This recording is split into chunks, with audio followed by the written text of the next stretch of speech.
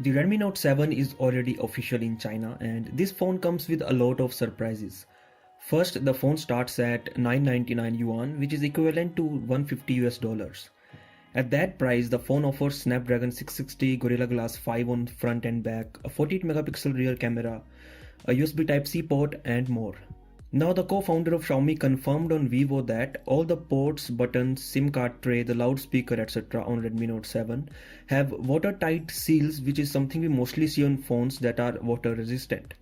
The co-founder of Xiaomi also said that the Redmi Note 7 has gone through the same quality tests as the high-end flagships from Xiaomi.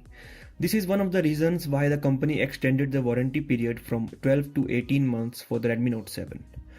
Now, unlike all the waterproof phones, the Redmi Note 7 is not IP rated.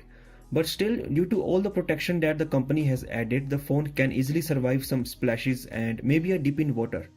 To prove this, the co-founder of Xiaomi also shared a waterproof test video of Redmi Note 7 on Weibo, which shows that the phone survives even when it remains for around half an hour in water.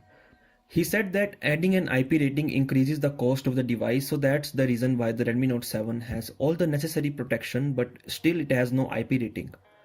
Looking at all the interesting things that we are knowing every day about the Redmi Note 7, it won't be wrong to say that more surprises are on their way.